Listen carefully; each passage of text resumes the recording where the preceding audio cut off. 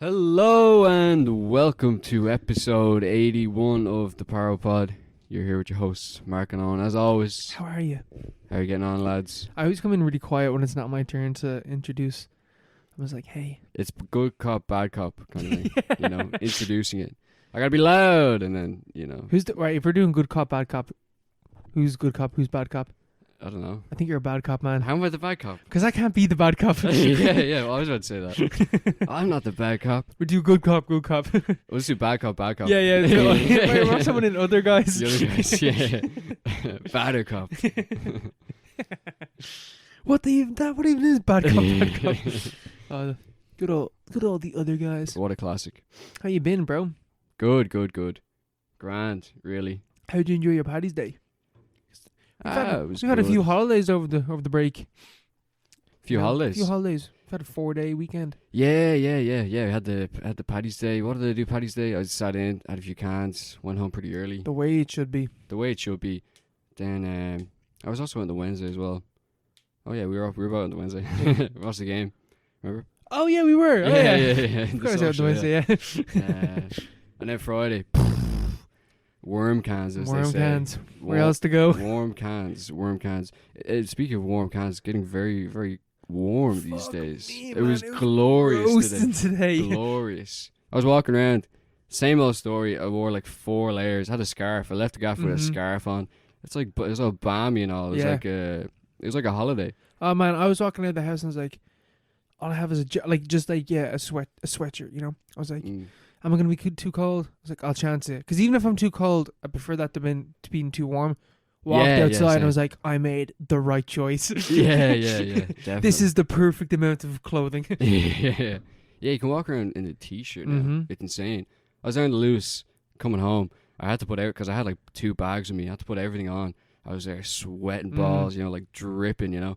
This old man sat beside me. Very nice guy. Like, started chatting away. He was like, "Oh, do you like Ga?" I was like, I'm not the guy to talk about this. You know, I don't know. I'm not that guy. I don't know. I'm not that guy, right? I'm not that guy. Walk away. But no, he sat down beside me. He's talking about Ga. I was like, yeah. I actually watched the Dublin game at the weekend, so I was like, oh, this is meant to be. But then he started listing off every winner of the All Ireland from 1877 till today, and he gave me this little map. It was like it's the Roll of Honor. It's like all the different winners from every year. He was like, it's like an A2 page. Yeah. It's all rolled up, and he's like, you keep that. And I was like, 1944, and he'd be like, Cork. I'd be like, 1899. He's like, Limerick. And we did that all the way up to Dawson. That sounds lovely. It was very nice, and I got to keep the little roll as well. I have it at home, framed. That's very nice guy. That's a lovely story, Mark. Yeah. It was very cool. Everyone else probably thought we were crazy. Yeah. But it's very nice guy. Like, but yeah, it's very hot. Is that today? That was just today. Yeah, that was a few hours ago. Do you know what happened on my bus journey? The bus broke down. That's what happened on my bus journey. And I was too far, and like, it was fucking rush hour. Bus breaks down. Bus was completely packed, 100% capacity, and it broke down. He's like, yeah, y'all have to get off. Outside of Pat's. Man, no, I was like, I have to call my mom to pick me up. There's no way. I can't just get home. too far. I'm too far. Like, I'm too far. It's too warm. I'm gonna be sweating balls if I walk home. Yeah. It's at least like 30, 45 minute walk. Nah, and there's no chance of getting a bus. That chance is gone. Yeah, you couldn't even get to 14 or anything. No. Yeah. Or even if I was to get another 16, like that 16 will be completely packed. Yeah, you wouldn't even get on it. I'm waiting at a bus stop with literally a full bus load of people waiting to get onto a bus. Yeah, how does that even happen? Yeah. Yeah, the only time that's ever happened to me where the bus is like actually broken down is when I had to. It was last summer. It was like the hottest day of the year. It was like 30. It was like 25. It was one of those days. Where it was like 25. Those Dublin degrees. buses, they can't handle the heat. Yeah, it's like they break down when it gets above a certain level of heat. And it was like the hottest day of the year, and I was literally just wearing my t-shirt, and I was like carrying like my coat, my jumper and all, and I had to wait 20 minutes for the bus anyway because the one hadn't showed up that I was trying to get. And then eventually I got onto the bus, and it's like it was so hot that like all the windows were open, but it was still, you were like, you had the greenhouse effect where the sun was coming through the glass, was making everything hotter, and the thing was packed. And it was like the 11 bus, and it broke down in fucking Rathmine or Randall or someplace like that. And I was like, there is no way for me to get anywhere because the next bus is in like 25 minutes. Yeah. Had to wait for the next bus. It was the hottest. I had never been so. I was like oily when I got home, covered in like oil, like grease. I was like slimy little worm, you know. The greasy strangler. The greasy. I was the greasy strangler. I was all Dublin bus, like, you know, cop on. But yeah, they always fail you when you need the most. that's it. You know, That's it's it. fucking grim. Yeah. Do you know what's grim nowadays? Fuck, birthdays suck now, man. Do they? Well, no, birthdays are great. Well, I had my birthday yesterday. How was your birthday? Happy uh, birthday. Thanks, man. It was To the good. lad. I had a good. I did have a good birthday, but I'm at the stage where we're all at the stage now where you're more than likely gonna be working on your birthday. It should be a law that you get your birthday off. Man, it should be. It should I was be a just law. sitting there. I was like, it's my birthday, and I'm just here working. Yeah. This sucks. Yeah, this is a bit grim. Yeah, I was working on my birthday as well. But it is always grim. What can you do though? What can you do? It's What part of can you growing do? up. Yeah, it's part of growing up. Yeah. We're just at the stage where birthdays aren't really that special anymore, you know what I mean? It's not like Yeah. your teens where like you have like a big gaff party and stuff like that. Yeah, everything's like a different like landmark kind of thing. It's like now the next landmark is 30. Yeah, the 30. It's like 21 and it's 30. Because at least Yeah. like 16th, 18th, 21st, like every so often, like every 2 or 3 years you have like an important The big one, yeah. milestone. That's like 9 years into your next one, pal. And then Yeah. after that it's 50. After that, it's like you just stop counting, you know? Yeah. You don't want to know. Don't want to know about it. I refuse to acknowledge my birthday. After your 50th, is your 80th the big one? It was 75, like. It's Or, no, 75, your yeah. retirement, 65, I'd say. Well, by the time we retire, we'll be about 80 as well, yeah. Yeah. You know? Wait, is there 60? Yeah, you're like... 65 or 66 is retirement. So that's, yeah, that probably is a big year, a big birthday. I'd love to be retired, man. Oh man, we're So only just happy. starting. I was like, oh fuck this. Yeah. We're only at the start of our working lives, and it's like, fuck this. Yeah, I was trying to like chase down references there, like, during the week, because there's this weird thing where I work now that like they can't give references. Oh really? But like I'm like I don't have enough time in the workforce to have any. Like I have Yeah. like 2 references, Yeah. and I can't find. I had nothing else. I had to give like one of our lecturers, Yeah. as a reference for the service, like, Mm. because I just don't have enough experience. Yeah. Even though it feels like I've been working for like my entire life. It's grim. What can you do? What can you do? What can we do? You know? I think I have 2 references. Yeah. I've one for my summer job and one for my job now. That's all right. So, That's all you need, really. yeah. As long as it's relevant. Mine going back to like 2014, 2015. That's what my summer one would be. My summer one would probably come from 2016. In the graveyard, like. I guess I could use my dad. Yeah, that's what I used my uncle. But they were like, you can't do that. I was like, okay. Why? Why not? He swears by me. He's the only guy who really knows me. Yeah, no. Working sucks. Forget about it. Forget about it. Forget about it. Yeah. That's why we have this. That's why we have this nice little It's a pod, refuge. This Yeah. pod that we sit in. Exactly. We get to talk about whatever films you want to talk about. Like you, Mark. What film do you want to talk about? The House. The House. Also known as Houseu in Japan, where it was probably released as well. This is the House 2022 film. It's on Netflix right now. Mm-hmm. Animated, stop motion, anthology film. Teased. I think maybe I deleted that part from last week's episode. We teased it, but I'm not sure if We I did kept tease it in. it, yeah. I'm not sure if I kept it in. I was like, just cut it out because we're going to talk about it now. Yeah. I think that was left in. Maybe it was. I Yeah. can't remember. But anyway, maybe it was teased in the last episode. I can't remember if I deleted that bit or not. Well, this is not the tease. This is the full thing. This is the full enchilada. And there's 3 parts to this enchilada. That's it. You know? 3 parts of varying quality. I feel like it's like a roller coaster It's a roller coaster. on the way down. It just goes straight down. You start at the top and you just go straight down. But it is still good. But like, It's good. It starts like a house on fire. mm-hmm. Literally. Yeah. And then Well, it smolders. it's not And yeah. then it's It's then you're left gone. with the ashes. You're left with the ashes of what could have been. Yeah. How do we even talk about this? Like, Well, it's like a generational story, isn't it? yeah, it's like thematically all tied to the house. The home, you know? Always, like, somewhat. At least for 2 of the stories, is about renting, basically. Yeah, yeah. And like the first story is definitely about like the horror of not owning your house and not having any control over it. Like this family sell their land and stuff like that to this like unknown billionaire artist who's just gonna like, he's like, I'm gonna build the perfect house, whatever. It's like, yeah, sure, here, fine. Take our land. We'll live in this gaff. And then when they live in the gaff, it's all lovely, whatever. But there's something wrong. Like immediately, like, oh, something isn't this. There's a vibe here that's not right. The vibe's off, man. I'm going back to my hovel. And surely, like, sure enough, like the gaff, there's something weird about the gaff, and there's men in the house, and they're like building extra rooms. They're moving the staircase. Like these, and like the family that are in the gaff can't do anything about it because the whole thing is they don't own the gaff.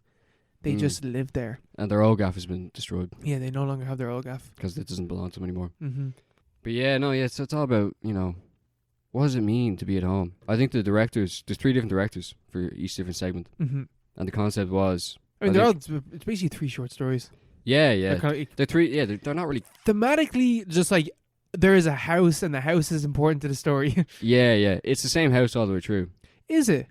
I think. Yeah. I think it is, because like, I think I saw something. I think that's the anchor, you know, to the story. Yeah, but the landscape, maybe it's like throughout the years. Yeah, I think it is. Yeah, that would make sense. Yeah, because it's the house being built, the house like in the street, and then there's like apocalyptic flood that's out there happening. Yeah, it reminds me of a film that I've never seen that's called Redshift. It's like a BBC, I think it was part of Play for Today back in the 70s. And it's called Redshift. It has a similar kind of storyline. It's just a TV movie where it goes through 3 different generations, and it starts in Rome and Britain. And then it goes to, I think, medieval, and then it's like modern day, like kitchen sink realism, social realism kind of thing. But it's all kind of anchored by an axe. I think it's an axe. Mm-hmm. I've never seen the film because it's actually very hard to find. I say, man, those Play for the Days, I'm not surprised it's hard to find. Yeah, but I really want to watch it. But it's anchored. It's all the common thread is the axe, which is first used in, you know, pre-Roman Britain back in the day, and then you see how like things have kind of changed around it, by like the medieval period, and then it's like a completely alien landscape by the time you get to the social realist kind of point. But the whole thing is that like it's this question of like things having some kind of like I don't know, mystery about them, or having something attached to them, like sacred objects or something like that. Yeah. Like the fact that we treat certain things with respect, or that they give off a vibe, just like houses themselves, you know, like haunted houses. You walk into a house, you know, in living spaces. Yeah, like living, breathing objects, basically, but only living because they've had people living in them. Like experiences have been had in these spaces before, and I think the concept for this movie that I read about originally was what would exist before the house, you know, and how the house becomes to be seen by the people as something either completely alien or you know, as something that has like as stories to tell, or maybe like you know, skeletons in the closet. And very much like when you compare the first story and the third story in that aspect, that now it actually makes way more sense that the third story isn't, because this is like a horror film for the most part. Yeah. Like 2 out of the 3 stories are horror films of varying quality, I would say. Yeah, definitely. Or like even like the horrifying thing that they're going for. But then the third one is like very like hard. It's just about someone trying to fix up the gaff and just sell it on.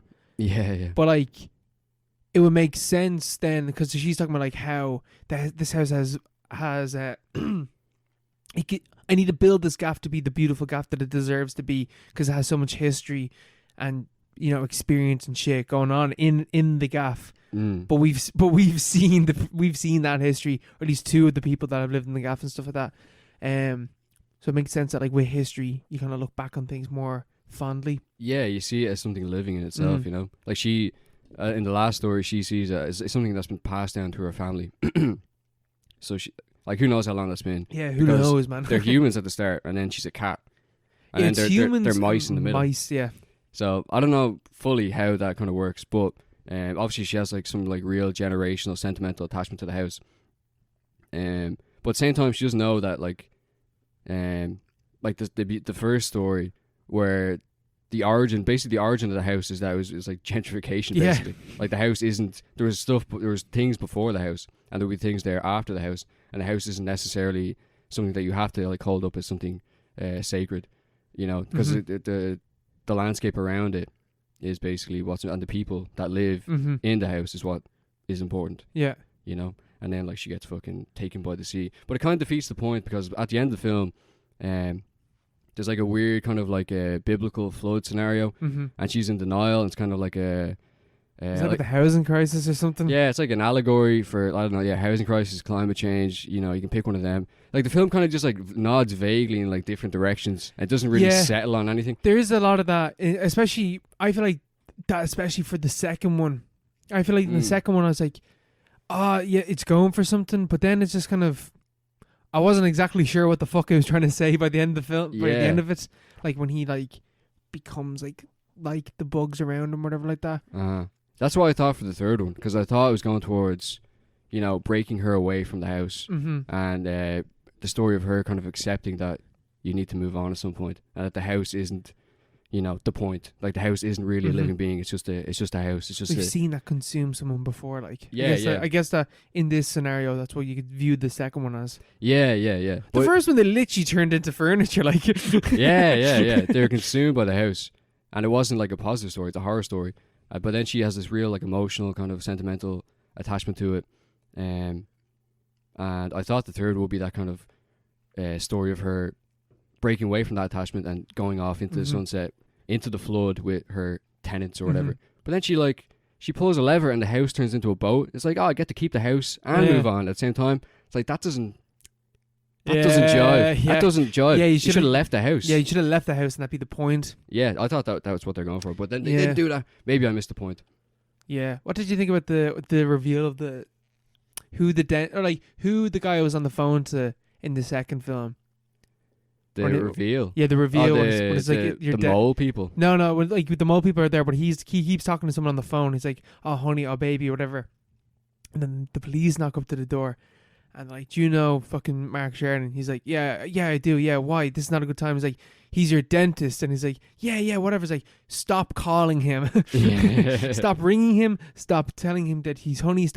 You're overly sharing with him and stuff like that." Yeah. And it's the moment we're like, no, this guy is like, because you're fucked. like, because you are thinking throughout the film, like the people that are in the gaff, that are weird, like the weird looking couple that are in the gaff and they won't leave. It's like, oh, this are they a couple? They're a couple, I assume. Yeah, they're meant to be. Man, that type of horror was very effective. I found it deeply uncomfortable. It's very weird. Very weird. It was in a good way. In a good way, but like it reminded me of. I'm trying to think of, like, can you think of any awkward horror? Like awkward horror, like uncomfortable horror, but the sense of being, you know. Yeah, weird horror. Weird horror. It's a weird kind of description. The idea of like there's something off, and that being the entire thing that the film's going for, because it really worked in this film, I think, for that.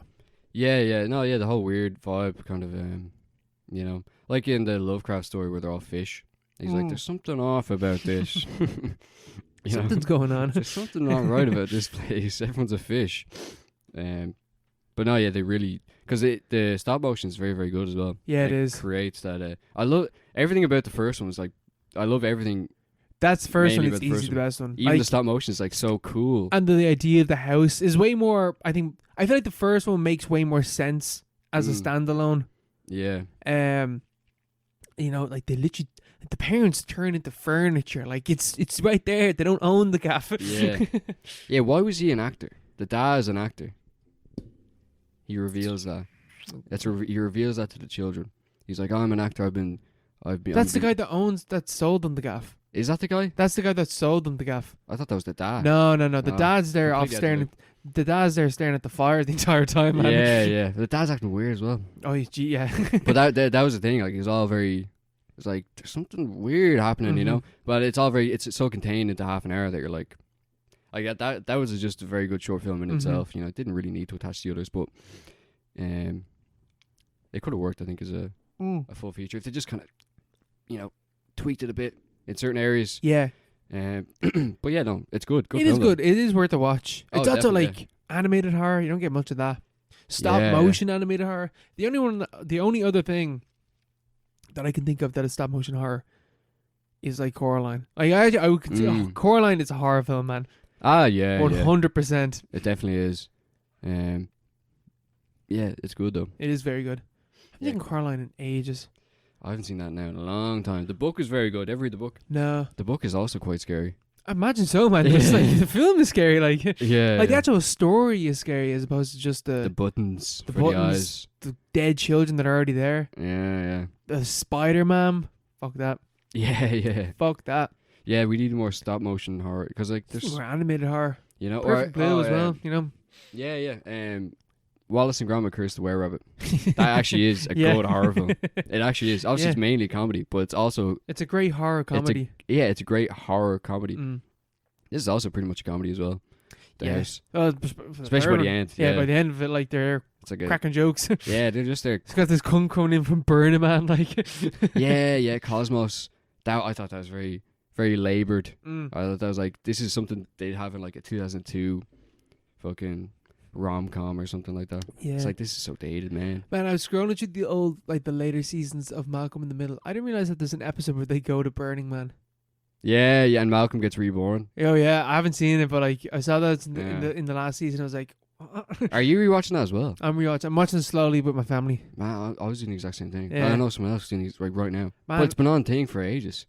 So, Yeah, there's some but kind of I don't know. Think people just realize that man. it's there now. Today, some guy at work. You know the way they do that thing and the thing. Yeah, And some guy hit you some with guy that. did that to me.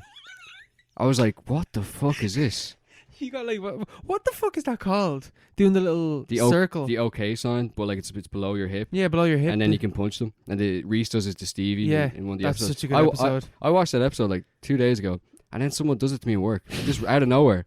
I was like, "This is weird." I know you're watching Malcolm in the Middle. I was talking to some guy last night. He's, "Oh, I'm watching Malcolm in the Middle as well." Man. It's everywhere. It's so good. That's why, man. It's so good. It's I laugh out incredible. loud once an episode easily. At Once least. once an episode. I'm there fucking. I watch it like when I do use the treadmill in the gym. I stick on the earphones, knock on Disney Plus, do like a high angle walk, and I just watch an episode of Malcolm in the Middle. Yeah. 20 minutes, and then I'm off. I'm like, that was That's great. Yeah. That's I a great laugh idea. as well, you know, get a bit of an ab workout in that as well. Just go to the gym to laugh. Yeah. Yeah. No, it's what a show. What a show. What a show. So good. Forget how good it is. Oh yeah, some of the episodes they just come out with. Yeah, see the episode where Reese is one of the teachers conspiring against Reese to put him in the special class. No, I haven't seen that. Yeah, man, you should watch that. And all the while they have this like alternate storyline, this B plot where Francis has been like sort of kicked out of the house, Mm-hmm. and he's living with his mate Richie. You know, Yeah, I know the the Richie. complete like deadbeat guy. The guy that they had he rang to party and he's like, I'm sorry, man, I'm at my intervention right now. And he turns around to his mom. He's like, "How long is this gonna take?" Just starts crying. It's so funny. But yeah, watch that episode of Reese gets I definitely will. put into the remedial class. Even like just like stylistic things that they do in the show, like you know the bit where like Malcolm wants to go roller skating and there's like, oh, you have to ask Dad, and he's like, but Reese, what is it like? And he's like, you don't want to know, man. Like you don't want to know how bad it is. And then he rings like fucking oh my god, the older brother. Reese? No, Francis. Francis. Yeah. He rings Francis and he's like, Francis, what's it like when Dad gives you rollerblade lessons? He's like, oh man, you don't want to know. Like it will really fuck you up. And then he asks Hal, and all the lights close off around them, and there's just one light that shines on Hal, and he leans over and he's like, do you know what this means? Like it's so fucking funny. Yeah. Oh, it's so much. So many style. They do that again in the first season where like Lois like gives out to them, and she's like, get in your room, and then all the lights and it shut off and zooms up on her mouth and goes like, no. Yeah. Yeah, it was so like So creative, even with like camera work and like how they did the scenes. You know, Stop. do you know what wrong? Do you know what's wrong with Stevie? What's wrong with him? He has like cystic fibrosis or something. No, man, he's got asthma and he has one lung. That's it. That's it. It's not that But bad. he's is also it? probably got something else because he's in a wheelchair. So Yeah, he is in a wheelchair. Yeah. But that's why he why he talks like that. I didn't know. You know that guy's like completely. You know, like he doesn't have any. He's condition. able-bodied. He's completely able-bodied. He has like. Have you seen a photo of him He's recently? just gazing on. Yeah. Yeah. Funny guy. He's living it large. Every single one of these, man. The royalties. The only person that went on to do stuff after this was like Hal. Yeah, man, Dewey's gone off the grid. Like he retired. Like what He the fuck retired did at anyone 15. else do? Like I know that Frankie Muniz. Muniz. He did Cody Banks, man. and he then made and bank. then he didn't do anything else after that. Yeah. Yeah. Good show. What a show. Recommended. Yeah, recommending Hook in the Middle. this new like independent show, you should check it out. Yeah. It might get off the ground someday. We pray. We pray. Will it get off the ground though? Like Batman Begins Oh, and / The Dark Knight, because I watched the two of these on the weekend. oh, very good. Batman Begins is way better than I remember being. Yeah, I know. I haven't seen it now in quite a long time. Probably over 10 years. Like, it's an origin story, Yeah. but done really well. I don't know. I like it.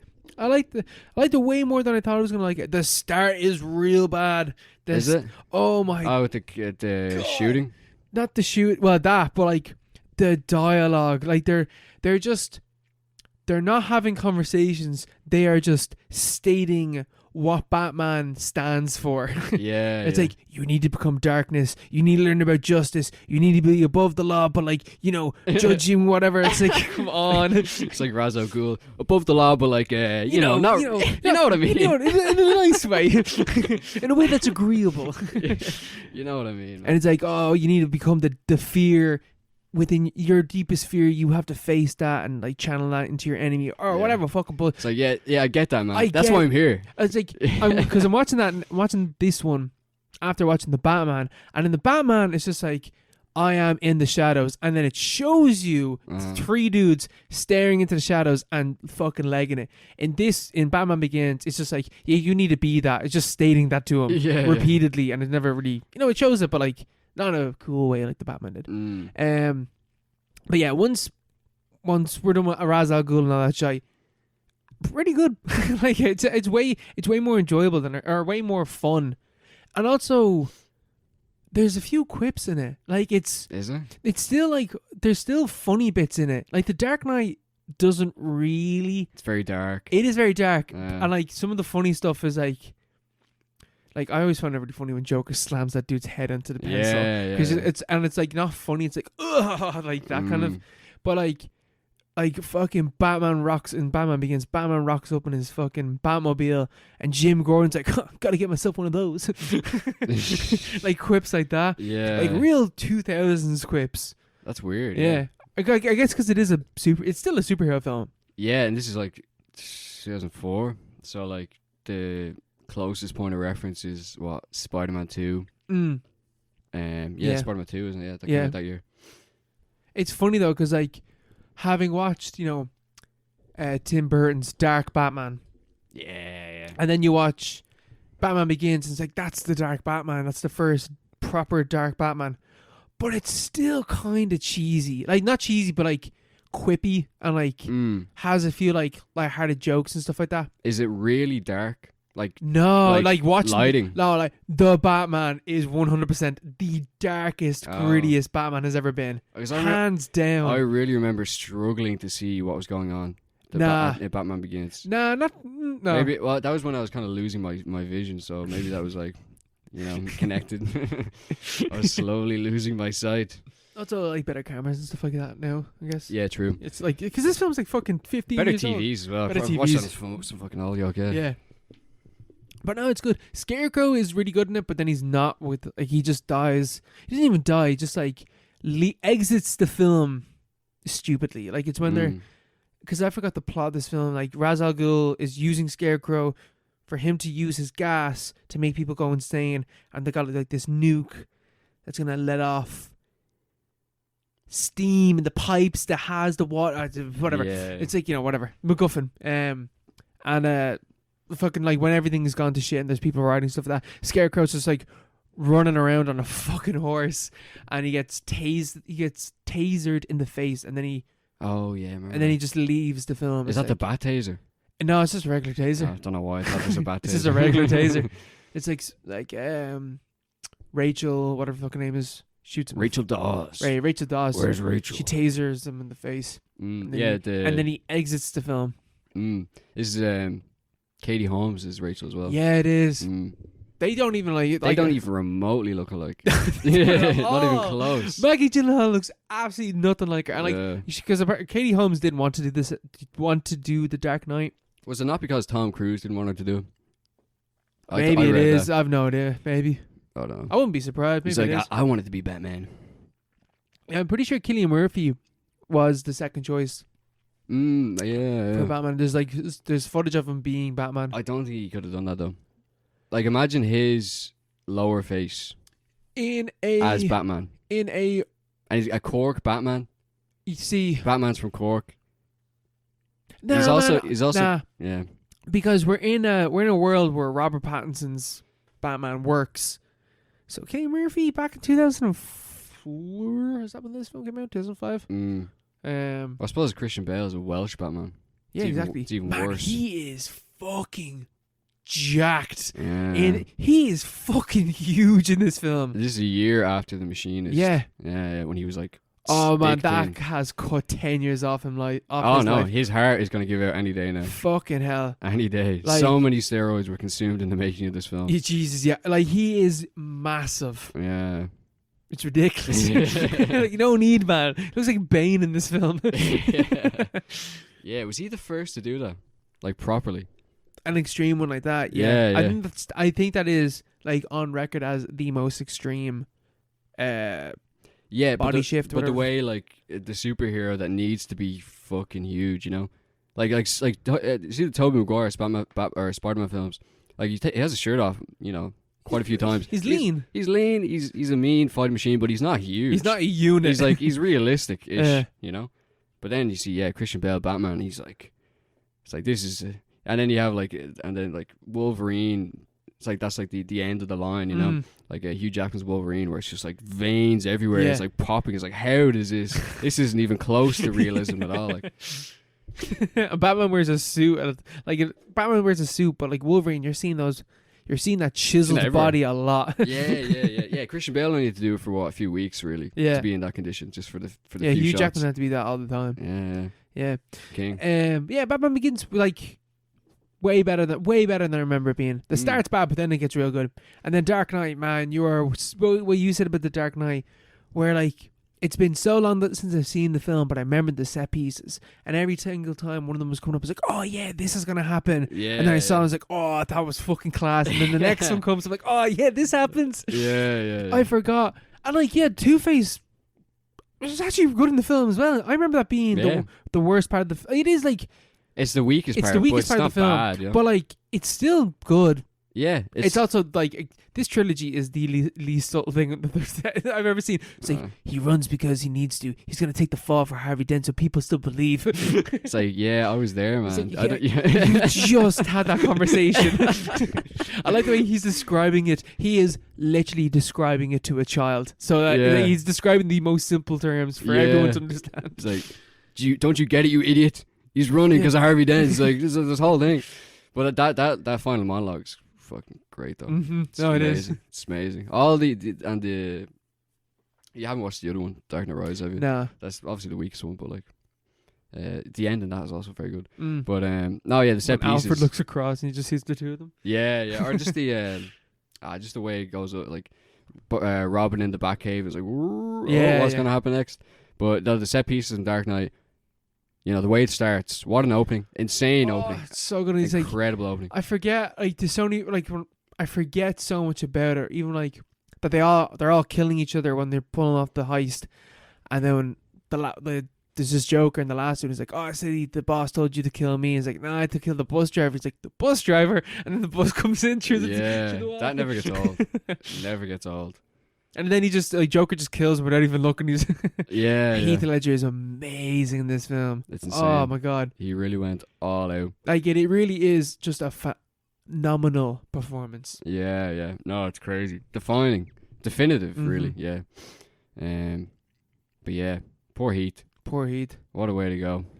I think I do prefer the Dark Knight over the Batman. I think. Yeah, no, I think as a whole, the trilogy is better. But that's because there's only one Batman film. Mm-hmm. But yeah, that Dark Knight, like 1-to-1. 1-to-1. 1-to-1. I think I do. Yeah.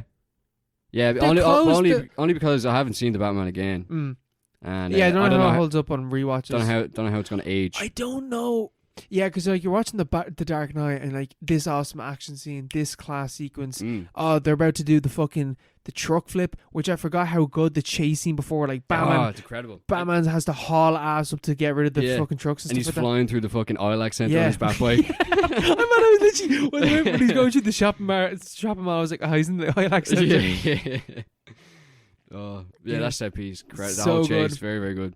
But that this film was made 14 years ago. Like it's held up. It's gonna hold up. Like it's not gonna age any further, really. Yeah, it is weird politically because they're like, the whole trilogy is like far right. It's like far right. It's so weird because it's just like they're literally like the cop like we'll give the money to fucking.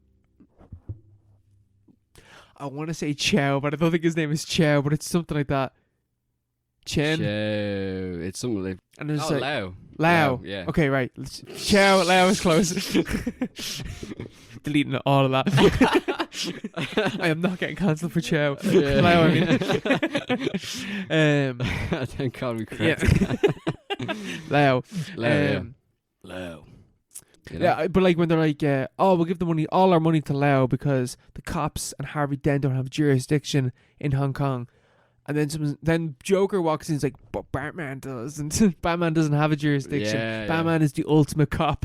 Yeah. How in any way is that legal that Batman kidnapped him and took him back to America?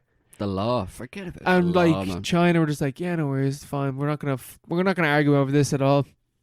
Yeah. He was literally kidnapped. Like even if it wasn't Batman, like if there was no Batman in this world, they'd be like, you just invaded our country and stole someone and took them back. Yeah. Well, he's got plausible deniability. You know, he's not acting. He's not a state actor. He's Batman. But regardless, with China, but like, there's no such thing as fucking Batman. It's just your SWAT team coming in and taking our man.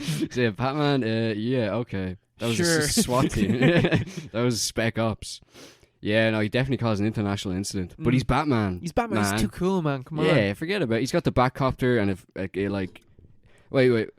So who was because you know the way that scene, Lucius Fox has gone over to do a bit of reconnaissance. He's left the phone in. Yeah. And that whole thing. And Lucius is then gone back to America. And then Batman's flying over. It's like that's the same night. And he has to drop down with the skyhook to kidnap Lao. Who's flying the skyhook? Okay.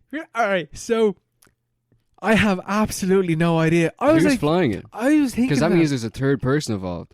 I was thinking, or is it just remotely being flown? But like that doesn't make any sense. That's not being remotely flown. Yeah. It must be Lucius, but like he's gone home at this stage. Yeah, he's already gone. Because or is he gone?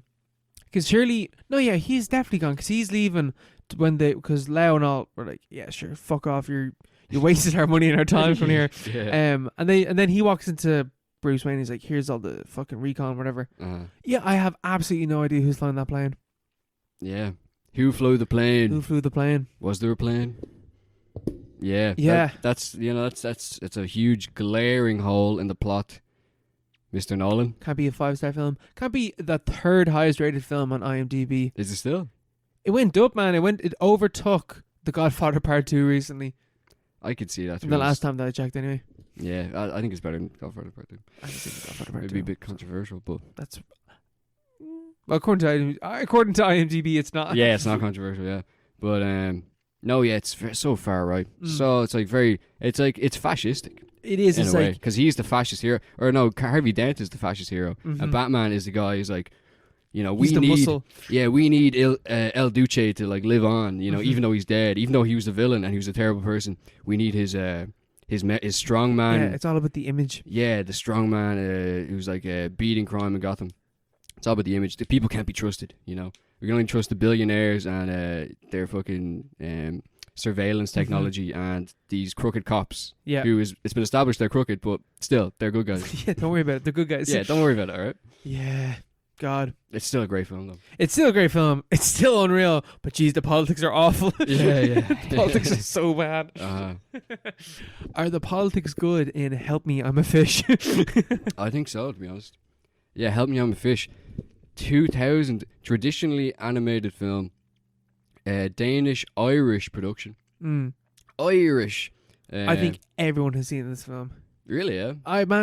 I feel like it's kind of slept on. If you haven't seen Help I'm a Fish, turn off this podcast right now. Go see it. Go see it. It's on Amazon Prime. It's only 65 minutes long. It's so good. It's great. And also, it's a bit scary.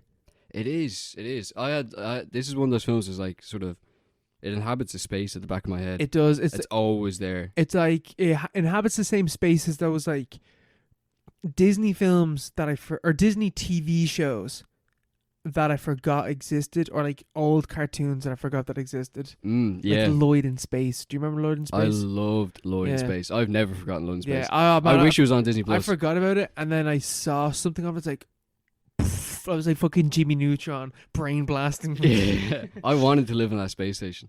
It was so cool. With Kurt and the boys. Shit, they had everything, man. But yeah, Help 'Em Fish. I completely forgot about this film. But I didn't really. I forgot the name and I forgot exactly what the plot was. But I remember like certain things, like the little starfish girl, yes, Sasha, and like the potions, just random images that were the orange fish with the hat. The orange fish with the hat. Is that the Oh main, yeah, Fly, Fly. The main character, Marty McFly. Yeah. But yeah, these images floating around my head. And then one day I was like looking. I tried to find it. As I remember at one time we tried to find that Recess episode. Yeah, with the bike. With the bike. Yeah. Did we find that in the end? We did. It was not what we remembered it being at all. Yeah. That was a Mandela effect, man. Probably was. Yeah. Have you heard about the most recent Mandela effect? No. You know the term bucket list? Yeah. Do you know where that came from? No. How old do you think that term is? I don't know, 1950s. You know that Morgan Freeman and Jack Nicholson film, The Bucket List? The Bucket List. That's where it comes from. Is it? Because when's that? like 2008. Is it? The Bucket List. That's not like writing a bucket list wasn't a thing until the film Bucket List. Is that because the guy that wrote the story to The Bucket List, I came up with the idea and called it a bucket list. Like, I'm going to kick the bucket. I'm going to write a list of things I want to do. And he wrote a book about it. And then he turned that book into the film. Oh, okay. Like a best-selling book? I don't know if it's a best-selling book, but the film, maybe it was a best-selling book. You know what? It probably was New York Times bestseller, written on it at some stage. But still, it's like originated with this random guy in the mid-2000s. Yeah. That's weird. That's so weird. Like, you would have thought that this is like... Like, how is that gone? Like, it's like entered the common, like, vernacular. Yeah, that's like culture. Yeah, that's just like, everyone knows what that means. Weird. What a thing to write in your CV. Yeah, no, I bucket list. I invented the bucket list. There's like, what does this mean? This line here. What's this gap in your CV? I'm the guy that did it. Yeah, I was busy for a few years inventing the bucket list. I had to go to fucking Burning Man and find myself. But yeah, Help 'Em Fish. Yeah, back to this. I looked it up one day. I was like, fish, potions, they turn into fish, there's kids. And then this came up, Help 'Em Fish, 2000 film, predates Finding Nemo and all those films, all those fish-related films. And it's traditionally animated, really a lot of life in the animation, in the scenes, you know, in the visuals themselves. It's also, it's quite creepy, as you say. Like, it starts out, these kids... and they're getting their parents are gone off. Their big, you know, handsome, beautiful Danish parents are gone off to the beach or something like that, and they're being looked after by their aunt. It's Fly, Chuck and they're like, Chuck is the cousin, and then Fly's little sister Sasha, she's like a little girl, and they go out to the beach or something like that, and they end up getting like washed down into this tunnel. And they find like this scientist's laboratory where he's experimenting. It's actually a pretty important plot point that what he's doing, but I completely forget what it is. He has a reason to be. He has a reason to be doing what he's doing. Oh no, it's about climate change. It's something to do with climate change. It's about Al Gore, you fucking. The films are too woke nowadays. The kids don't need messages about climate change. Yeah. 2000. That's why this film bombed to bits, because it got cancelled. Nah, I doubt that, but that's definitely not true. But yeah, he's experimenting. He realizes that it's this mad scientist, big crazy hair. He's got a mustache. He's like German accent, and he's like the sea levels are rising, and we can't stop it. Like climate change can't be stopped. I was like, this is 22 years old. Like they were clueless. Shit. Yeah, yeah, we're living in the future now. Like, oh shit, things are never gonna get better. Yeah. There is no hope. Like even back then, this guy's like, the sea levels are rising. I have a solution. We can all just turn into fish. That's his only solution. It's not like, let's change how we're doing things. Let's reduce our carbon emissions. Let's just turn each other into fish. And that's why he's inventing. No, I take it. Yeah. Well, I don't know. Drive a fucking Tesla. Just turn me into a fish. Yeah, just turn me. Just skip a few steps in like evolution, turn into fish. That's so fucking funny. So he's developing these potions which will turn humans into fish, but he also has an antidote just in case, that will turn you back into a human after a while as a fish. How does he know that this works? I don't know. Yeah, it's just like, trust me. Yeah, just trust me. All right. I think he has piranhas, and he's been turning them into humans. Yeah, I don't know. I can't remember. But anyway, a wild chain of events occur, and Sasha, the little girl, is turned into a starfish, but they don't realize this. And Fly picks her up off the floor, and he's like, "Oh, this poor little starfish," and mills her into the sea, like into the ocean. Her. Yeah, yeets her into the ocean. And then they're looking around, they're like, where's Sasha? They're like, where's she gone? Oh shit. And they realize what they've done. So the scientists, Chuck and Fly, get a boat and they go out sailing around the sea. And they're like, I don't know what they thought that was going to happen. They're just like looking around. They're looking for a fucking starfish in the ocean. This tiny little starfish. And obviously they don't find her. We gotta go in. There's a big storm happens and they fall overboard. At some point, Chuck and Fly consume the potion, and they both turn into fish as well. Mm-hmm. So things have we've completely entered the underworld, the aquatic world, this stage, and the scientist is nowhere to be seen. We're in the Matrix. He's presumed lost at sea. That's what they say. He's lost at sea, and there's this whole thing where they have to get back by sundown for some reason, or they'll be stuck as fish forever. Man, I hate that fucking plot. I'm sick of seeing it. It's like, what does that have to do with, like, fish don't know when it's sundown or sun up, you know? But they're like, yeah, we have back by sundown-ish, you know? Yeah, like they also just wrote the film, they're like, they need a reason to be back by before their parents get home. Yeah, we needed a time constraint. Or they'll be stuck as fish forever. And so they're trying to make their way back, but obviously they're a bit lost, you know, they're a bit fucked. But at the same time, all the stuff from the boat has fallen into the sea. So that's like the potions, the fish potions, but also the antidotes. So I was wondering. Yeah. So they're also looking for the antidote, but they can't take that because they're at the bottom of the sea. But at the same time, the antidote has fallen somewhere, and wherever it's fallen into the hands of an evil marine mastermind who is voiced by Alan Rickman. Yeah. What type of fish is he? He is a you know the sexy fish in Finding Nemo? He's that kind of fish. The sexy fish in Finding Nemo. You know the one where, you know the fish I'm talking about. He's like black and white stripes. Yeah. Yeah. Yeah, I just can't picture him. I thought he looked... Oh, wait. I always imagined him looking like... For some reason, in my head, all I can think about is the main villain from Space Jam. The main villain. You know, the like one of the monsters, but he's like the green one. He does look like a monster. Yeah, he's like a lot more facial detail. He does. Okay, granted. He does kind of look... Okay, yeah. He looks all weird. And he has like a little sidekick who looks like Lenny from Shark Tale. Yeah, he's a big stupid shark. Yeah. It's like a classic dynamic. And he's consumed the antidote, which is making him more human the more antidote he consumes.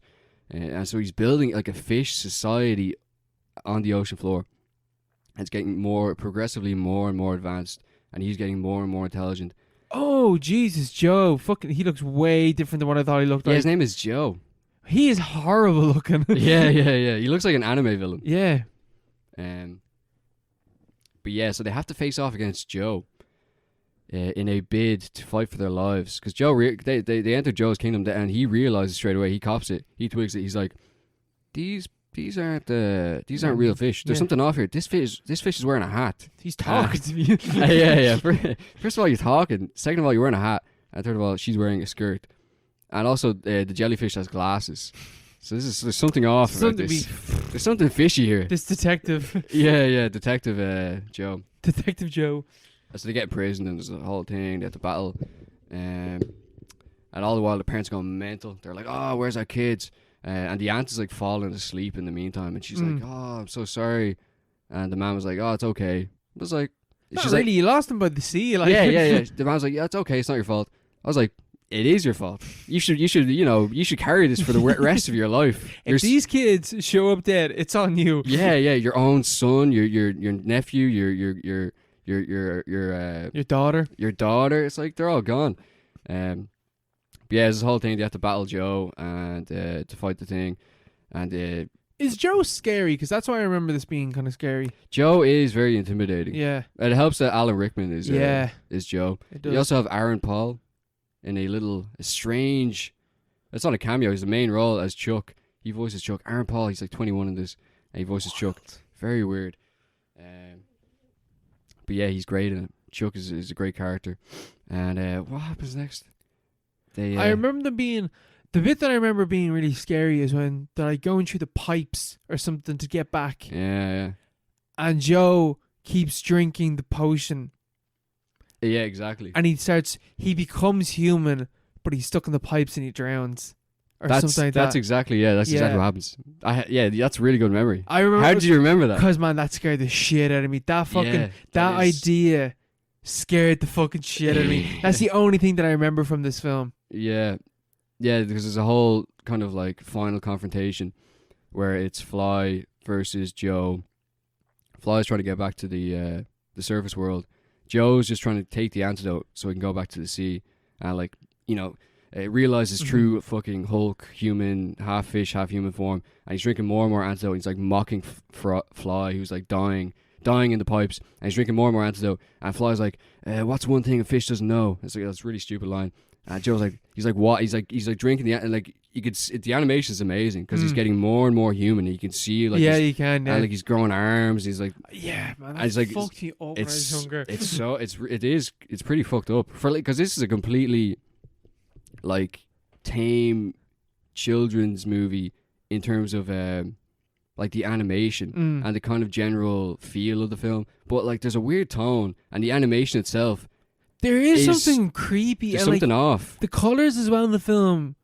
I remember like the storm and stuff like that as well being like that shit was a storm. Like it's distressing. Yeah, it's distressing. There is something uncomfortable about this film. Yeah. And like I could never put my finger on it. yeah. Even the way they transform, like just the idea for me as a kid.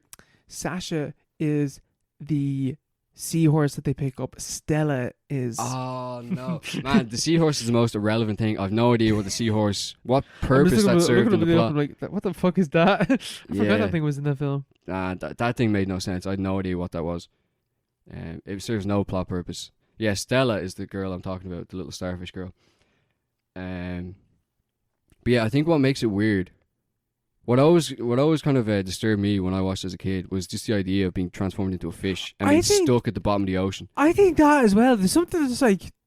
There's no up. place I would least rather be. Like, yeah. I would hate to be at the bottom of the ocean. Yeah, like a watery grave. And like the time restraint as well. It's a very stressful film from what I remember. Yeah. As a kid, it was quite distressing. I think that the what's most disturbing is like this the kind of weird tension between all the like happy, like funny, like friendly, kid friendly stuff, and then the weird kind of like the elements we're talking about where it's like distressing and like slightly weird and something's off, and it's like there are parts that are like just scary. There's body horror in this film. Yeah, and then but like you have like all the while through you have this soundtrack. It's also a musical as well. Oh really? I didn't know that either. Yeah, there's like 5 songs. They have like musical numbers, that at all. But like they're all like real bubbly, kid friendly, like Baby Shark kind of stuff.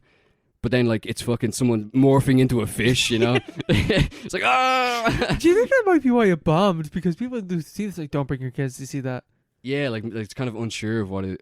I think it's just, like, a European kind of confusion over what works, what plays well in, like, America or... Because, like, I'm even looking at like photos of it on my phone and stuff like that. Like everything, the color palette and stuff like that is quite dark as well. Like it doesn't. Yeah, it doesn't look like a normal kids film. Like my screen's just not working now. There is something off about But it. yeah, there's something weird going It's on. like with that film. it's something that you'd read about in a creepypasta and be like, oh yeah, that that didn't exist. But then you're like, oh, it did. It did. And it's obviously there is nothing creepy really about it. But there is, if you watch it, there is something weird about it. There's something off. I have to give it a watch. It's only an hour long, isn't it? Oh, it's mad, sure, yeah. Have to give it a The watch. soundtrack is kind of hopping as well. Is it? It's like it's kind of catchy.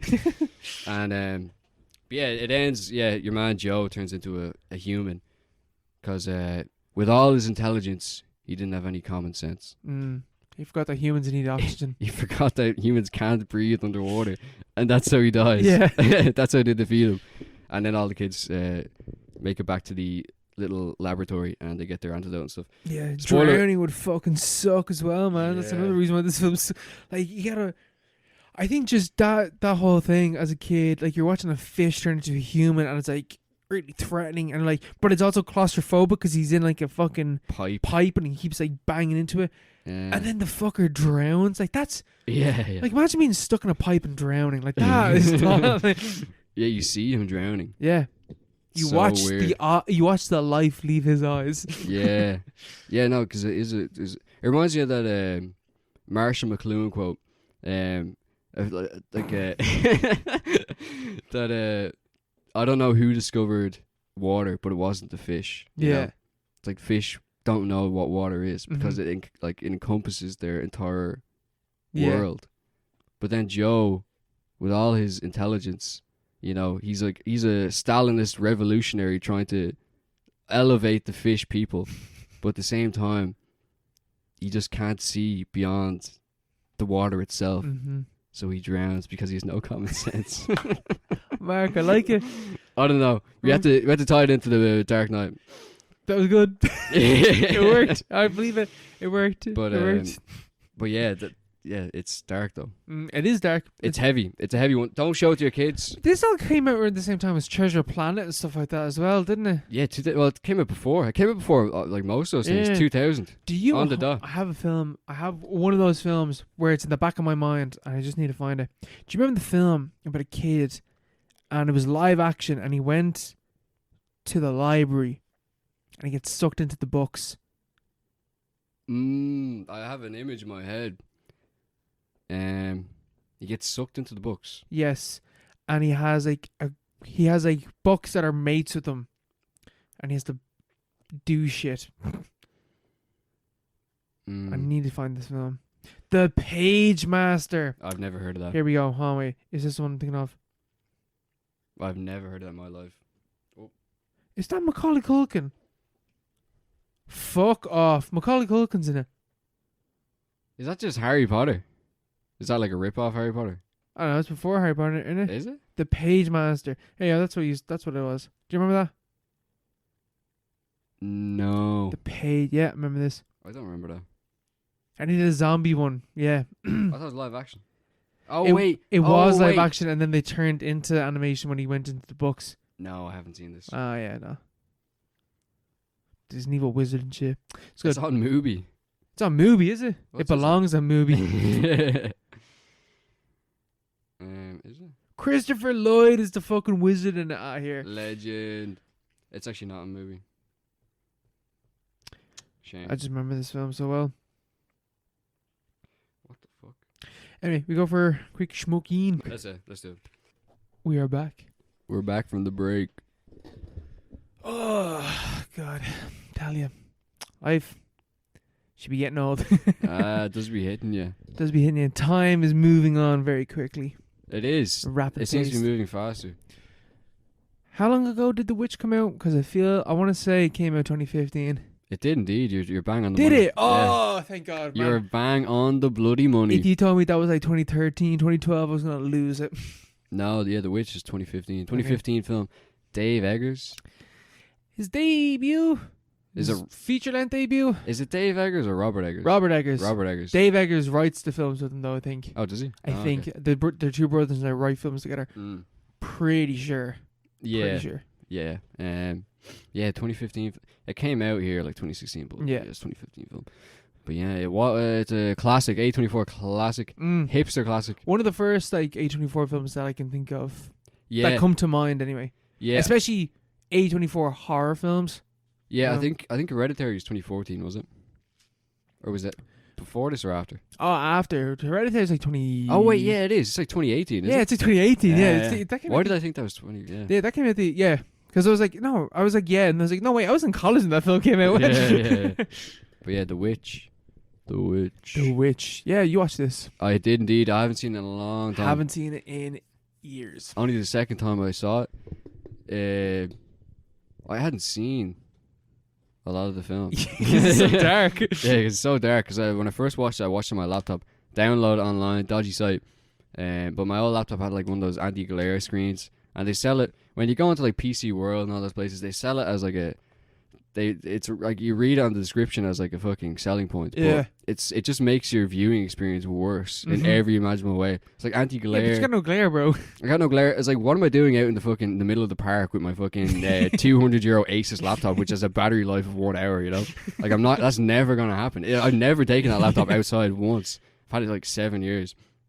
But I watched it on that laptop, and the glare thing just doesn't, it's not amenable to any kind of like dark lighting situations on the screen. And the Witch is quite a few of those dark scenes. A lot of really pivotal scenes that I just did not see. I would say the most memorable scene in the film takes place in near darkness. Yeah, because The when opening. yeah, because I thought it was kind of more of a or I had a memory of the film as more of like a bait and switch kind of thing, where it's like, oh, the witch isn't actually real. It's all just in their heads. But then, oh wait, the witch is real. But no, the witch is real. It's established. It's established that the witch is real at the very beginning of the film. You didn't see it. They have a whole really disturbing, horrible scene. Yeah, like as you say, like the highlight of well, not the highlight of the film, but like. But like that's in the opening, like 5 minutes. You're like, oh Jesus, I'm in for this kind of film. Yeah, it's like I can't believe they. Like I know, like you can kind of get away with anything, but I also can't believe they got away with that. Man, they mashed up a baby. Yeah, but even the way they had the baby, and the baby's completely naked, and they put a knife over it, I was like, this is, that's a bit too far, isn't it? It is. That's a bit too far. It's like, because it's a real baby. It's a real baby. Obviously, I'm sure it's not a real knife, but like, and then the witch crushes up the baby and like squelches him up. Yeah, and like like butter, like churns him. Yeah, and like bathes in its blood. It's like a lot. Like an unbaptized child, blood is good for witches. That's how the lore goes. That's the lore. But yeah, the whole setup is very, very creepy.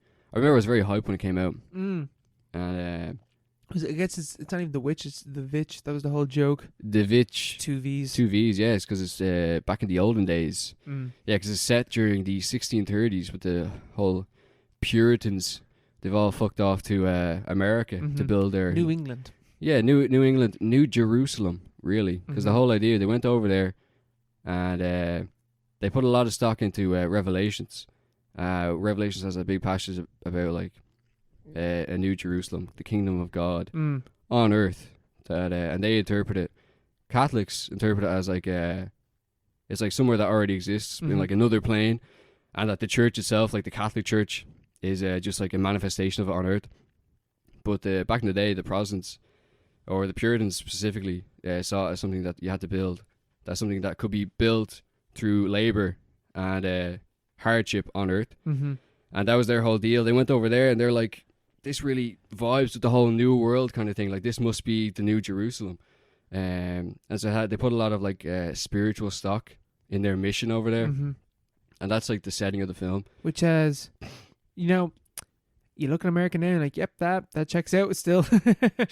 Oh yeah, that's like a foundation stone of American nationalism. Yeah, even like Manifest Destiny and stuff. The fact that they're destined to have like this huge continent themselves and like take their place on the throne. Like unseat the power. It's actually wild. It actually is. Like the very first people that stepped in there basically set the groundwork for. I mean, also it does make sense, but like. oh, they knew. Yeah. Even the fact that Cromwell was he was a Puritan as well, and that was obviously after the Puritans moved to America. But he would have believed the same things. Yeah. That they were building, that like the English Commonwealth was like building a new Jerusalem on earth. And like in a way, like he did start, or that whole kind of thing did start like an entire new era of human civilization, like, you know, like capitalism, colonialism, all those horrible things that, that are kind of spun out of control. But they basically did fulfill the prophecy in a way, in a weird way. But yeah, that's the context of the film. And this whole like religious kind of, this whole like community of Puritans isolated from whatever community that they might have originated in, and now they're stuck out in this mad fucking faraway place, and everything's grey, and everything, like, it doesn't look like this place of bounty and beauty. It's all like, looks like death and decay. Yeah, it just looks Maybe like decay, but like just nothing's happening. Yeah, it just looks stasis, I guess. Yeah, it doesn't look like what it doesn't look like Eden. It doesn't look what you'd imagine the kingdom of God would look like. Which I suppose is their whole thing. They're like, you know, sadomasochists in a way. They loved suffering. They're all like there's a whole most of the exchanges in the first part of the film between the father and the son, it's just him going, "You're a sinner, you were born a sinner, you'll always be a sinner," and the son's like, yep, I agree. Damn right, father. I'm a sinner, we are born in sin, we will always be sinners. And it's cool how they have the dialogue is all back in the day. period accurate. That's taken from like real records that were written down back then, in relation to witch trials and all other fun things like that. But yeah, and the family are expelled from this religious commune or whatever little colony they have, and they're exiled out into the woods. That's where things start to get a bit weird, because all of a sudden this dream of the New Jerusalem has descended or inverted itself into like a hellish nightmare. And that's the whole thing with the witch, which is like this embodiment of everything that is not what could be built by man.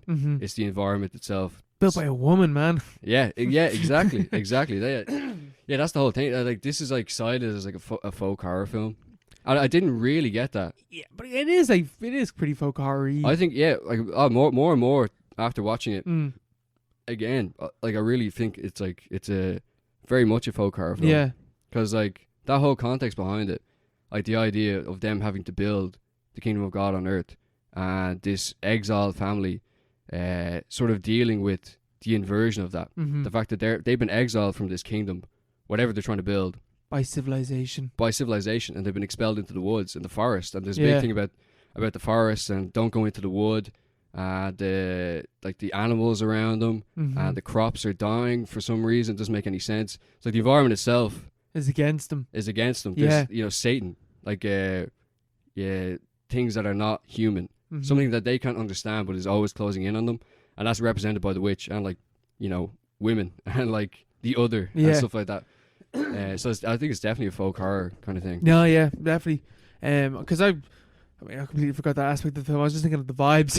It's a very vibey film. It is. Very well shot. I remember the music being very good. I can't remember the main actor, the dad. His voice is phenomenal. Yeah, his voice is amazing. So deep. It's so deep. Yeah. It's so bassy. Yeah, huge so bass off that. Yeah, unreal. Yeah, he's amazing in this. Yeah, he's very good. English actor. Anna very Taylor-Joy as well. This is like one of her first films as well. Yeah. Is she English? Yeah, she is. Is she? Yeah, she is. She seems to have a bit of a dodgy accent. I'm pretty sure it's just because of the language that they're speaking. She's like mad posh, I'm pretty sure. Yeah, because they're all speaking in like Yorkshire accents. Yeah. It's like, and when we were into the woods, you know, it's like, oh. Yeah. It's like modern Yorkshire accents. But like with mad vocabulary. but they all they play it off so well. It's very naturalistic. It's done very well that way. I remember being very, like, the whole period being captured very well by the film. Oh, definitely, yeah. And the sense of like hopelessness as well. Yeah, like, it's a grim fucking film as well. Yeah. Like just the way they kind of succumb to isolation. Like the witch is like I remember watching it, and my impression from first watching it was that like it wasn't. The witch wasn't really in the film. Yeah, that the witch wasn't really important, and that was more just like about isolation and like the sort of breaking down of this family unit. But then watching it again, I realized that the witch is very, very much important, and it's part of the environment, and that whole allegory sort of closing in and like reabsorbing the family.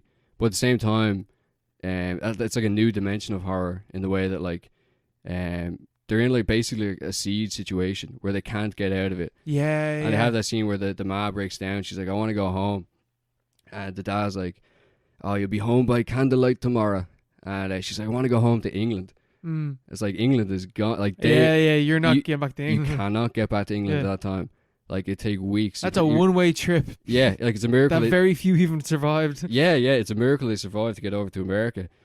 And then they've already been exiled from their little small community, and they're stuck fending for themselves, and everything's against them. Like their crops failed, they've no corn, they've no food, they can't. Their baby just got mashed up. Yeah, and they don't know what exactly is happening out in the woods. They basically have no options, and they're starting to turn on each other. And the son gets possessed or something as well, doesn't he?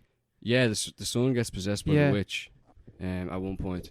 Another thing that I completely missed was that I thought that as part of the whole bait and switch thing, that Thomason was a witch all along, and that she was kind of playing them. Yeah, she was like, "Oh, I'm not a witch," but she was like, "Oh, I am a witch." Yeah, but she actually isn't a witch. Yeah, she full on isn't. Yeah. She only turns into a witch at the end. Yeah, because like I guess that kind of ties into the whole like the witch trials basically, because she isn't a witch. She's radicalized by being accused of being a witch. Yeah, basically. Yeah. Yeah, I completely misunderstood this film. Yeah. I completely missed a lot of this film when I first watched it. I remember it being very good, but I think that if I go back and watch it again, I am gonna like really, really love it. Like, oh, I liked it a lot better the second time. A lot better. I think that's just like kind of the basic for any decent film. It's like I like it a lot more in the second watch. Yeah, like it really survived the second watch. Like I really enjoyed it. Surprisingly, films that are rewatchable are quite enjoyable. Yeah. So is this, does that imply that the goat is the goat is Satan? Is Satan? Yeah, Black Thomas. Is it? Yeah, Black Thomas. Yeah, is that his name? I think so. Yeah, but I remember like it isn't. Yeah, the goat. For as much as I remember it being, it isn't that much of an allegory. It besides what you're saying, but in terms of like things are exactly as they are in the scene. If you know what I mean.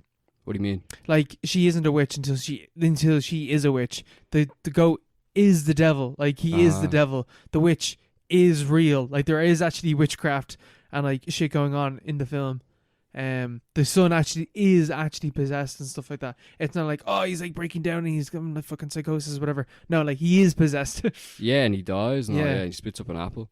But yeah, I remember watching the trailer. Which is nature, bro.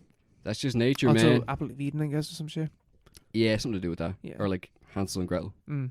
You know, the witch. Sure. But yeah, I remember seeing the trailer and the shot of the goat like really stuck out because I was like, because the way it's like the goat's like rearing up on its hind legs. Yeah, because it kills the father at the end. Yeah, of course, it does. Yeah. Of course, it's Satan. Yeah. Yeah, it like rears up on its hind legs and stabs the dad. Just the way it's done, it just looks really, you know, it looks so realistic that it's like scary. Yeah. And this because the film is like super realistic, except for the witch element, obviously. But the witch is it's kind of obscure. It's in the dark. Yeah, it's a very realistic film. Yeah, very realistic. Then you have this goat, which is clearly, you know, cursed, you know, and speaking to the kids. But it doesn't come into the film at all until you have this weird scene where all of a sudden it's nearly like walking on two legs, and it stabs the dad, but then it disappears again. And I thought that was really amazingly well done. You know, I don't think I really appreciated that on the first watch, but like it's a really subtle. Because couldn't see it, man. Probably that's actually one of the better lit scenes in the film. But like that's a really really good horror. Like just like having that, like the fact that I didn't see it. Yeah. But it's just there right in front of you. Or just making that connection. Yeah. It's really good. Like, and like I'm pretty sure it's definitely his first big film. Oh yeah. I think it might be his like feature length debut. And like the follow up, The Lighthouse. I watched that yesterday, the day before. What's on Sunday? That film is ridiculous. I'm watching. I'm just like, this is a modern day like The Shining, basically. Yeah. And like this is the third time that I've watched this film, and like each time, like first watch, having a breeze with this one was about. Second watch, oh yeah, like the Prometheus stuff and like learning about the Greek mythology, whatever. And then watching it this time, like, oh, this is just like a story about capitalism. Like the main character, fucking Robin Pattinson character, he's a young man that's completely emasculated throughout the entire film, and like he had to leave his previous job because. He's like, well, how else? He's like, I had to become a fake person because how else am I going to find decent work? And it's like the one time where like he looks at the camera and he's like, and he talks to the camera. He's like, how else am I going to find decent work if I don't? You know, it's about working. It's about moving up and it all being Prometheus. You know, it's going to fucking, you're going to get burnt by the light and stuff like that. Jesus, on rewatches, like that film has multiple different layers. But just as a bare bone, like film, everything that's just about the witch. Same with the Lighthouse. Like the dialogue is period accurate. Yeah, it's very good. Like it's so good, man. And I get to watch it on Netflix now, so I get to have subtitles for the first time, and it's fantastic. Key. Man, subtitles. I didn't realize how key they were because I actually kind of found in The Witch the whole period accurate dialogue. When I first watched it, I found it kind of annoying. Mm-hmm. Same thing when I watched the Lighthouse. I found the it kind first of time. annoying. Yeah, because it's just like. I didn't understand what they're saying. Some of the, like in certain scenes. Yeah. But then you have the little. Yeah. Once you have the subtitles, it's a game changer. Like, no fucking problem. Yeah. Like there's the scene where the Caleb is possessed by the witch or whatever, the spirit, and he's like writhing around, and he says loads of stuff, but you wouldn't like even if I knew what he was saying. Even if he was speaking plain English, modern English, I wouldn't have been able to hear what he was saying. Yeah. But it's buried in there somewhere. It's very deliberately in the audio track. Mm-hmm. But it shows in the captions on Netflix, and it shows you what he's saying. Yeah. And there's certain things he's talking about, like a raven and a cat, and like all these like different animals associated with like witches, like familiars of witches, and they all show up like after that. Yeah. After that scene. But I never caught on to that. Oh, dude, that's sick. Yeah. That's cool. Things he says, it goes on for like 2 minutes, and everything he says like is relevant. Yeah. Through the rest of the film. In a very similar vein, like in the Lighthouse, with the subtitles, because they're talking and like fucking, it's for people that don't know what the Lighthouse is. It's about two fucking lighthouse keepers that are just like on a rock, at a lighthouse. They're stranded. It's Robert Pattinson, Willem Dafoe. Best performance I have ever seen. Jesus, man. It's perfect. Yeah. He's so good in the film. It's ridiculous. It's insane. Did he get nominated for that? He got nominated. Did he? I was saying because my dad. Who won that? Surely no one deserving. No one is as deserving as fucking Yeah. Willem Dafoe, I'm sure. That's iconic, like. Surely. That came out like 2 years ago. It's already iconic. 2019. Aye. It's like, it's already iconic. Yeah. The whole film, man, like the whole like so like they're stuck on the rock. Willem Dafoe, he's the lighthouse keeper. He will not let the young man to go up to the lights to see whatever's going on up there. He's like, no, that's my job. You stay down. You do your shitty jobs like scrubbing the toilets or whatever. And then a storm hits and they're stuck, and then they start to go a bit crazy, and horror ensues. But like, it's all period accurate. Like there's this fucking unreal iconic monologue of Willem Dafoe just cursing Robert Pattinson. You know the bit. Yeah, it's like, you like me cooking, don't you? It's like, I hate it. It's like, if I had a steak, I'd fuck it. And then Willem Dafoe, he's had enough. Like this is near the end of the film. Robert Pattinson's drunk, and Willem Dafoe is like, you're talking shit. You like my cooking? And it's like, I hate it. It's horseshit. And then he just stands up. It's like, hark, Poseidon. And he just curses him. But like, with the subtitles, I'm obviously like, it's not too difficult to understand. But like, to really understand like the language that he's using and stuff like that, with the subtitles, like, this is making me appreciate more because I'm seeing exactly what you're saying. Yeah. The subtitles really do change the game. Unreal. It's like, like that sears through the tempest, let it strike you down and turn you to ash and bone. It's ridiculous. Yeah. So, geez, man, I wouldn't want to be hearing that. What a scene. And then afterwards, Robert Pattinson's like, all right, I like your cooking. Sorry. Fair. Okay, bro. It's so good. And like the black and white, like the 1-for-1 aspect ratio. Black and white, well, gorgeously called for, in the sense that it's obviously, it's a claustrophobic film, and it's a period piece. Looks like a photo. Looks like based the on a true photos that you story. find. Yeah. That is, yeah, it is based on a true story. It's about two fellas about fucking mental on a rock. Yeah. I think there's like 3 guys in Scotland. Nova Scotia, maybe. Yeah, This is set in Nova Scotia. Yeah, it might have been Nova Scotia. Yeah. I think they all died though, or 2 of them died. Well, they all died in this film as well. Spoilers. Yeah. But that that film ain't gonna end right. Yeah. Yeah. Even like Robert Pattinson's fucking unreal in the film. Like Yeah. the 2 of them are just acting their socks off there. Yeah, they absolutely killed it. I have to rewatch The Lighthouse now. Yeah, you should. It's on Netflix as well, man. Yeah, I saw. Yeah. It's very, very good. Mm. Way, like, each watch, I'm like, this film is even better than I remember it being. Because I was like, oh, I'm going to watch something simple. I'm going to watch something easy. Or, like, The Lighthouse. But I've seen the film, like 3 times at that stage. Uh-huh. Like, we streamed, like, we fucking did a fucking dodgy set on this for my birthday, whatever year. I think I watched this on my birthday. It was around my birthday. Nah, it wasn't on my birthday. It was, like, around Christmas or something like that. Because this film, same thing with The Witch. This thing came out in fucking 2019, and we got it the start of 2020. Yeah. This thing came out like a year before everywhere else, and then it came out in Ireland. Yeah, I remember that. Yeah. What the fuck is up with Ireland with that? But anyway, but we watched it all at home. I watched it with my family. The first time I watched this, I watched it with my family, and then I was wine drunk, and I went to bed, and I immediately watched it again. In In bed, I started watching it. I watched an hour of it, and then I fell asleep, and then I watched the end of it the next morning. Like, I watched it twice. I watched it 2 times in 12 hours. Like, that's a good sign. Like, I like the movie a lot. But like, yeah, I was like watching it. I was like, I'll only watch like 20 minutes of it, and I'll watch it tomorrow. And then I was like, oh, fuck's sake, I'm after watching an hour, and I have to go to bed. Yeah. I've been working in the morning. Yeah, I've only seen it once. It's very, very good. But yeah, I really liked it. Yeah. Very good. The music, the fucking sound effects, the foghorn, just everything about it. Oozing with atmosphere. Yeah, the atmosphere. Oozing with it. The vibes. And like, it's like a proper modern day Shining in sense of like vibes and like shots and stuff like that. Like, you got Willem Dafoe like chasing after Robert Pattinson with the axe and stuff like that. And the music is very Kubrick-esque. Yeah. Yeah, the whole soundscape's mad. The siren and stuff like that. The screech of her. Yeah. It's tentacles and stuff, man. Film's got everything. Yeah, it goes all out at the end. The tentacles. It really does. The crows, is it? Or the eagles or whatever? Seagulls, man. Seagulls, yeah. That's bro. The seagulls. The The one-eyed seagull. Yeah. Yeah, that last shot where he's getting pecked by all the seagulls and stuff like that. Yeah, I still don't know what that means. It's like a shot of, it's Prometheus again.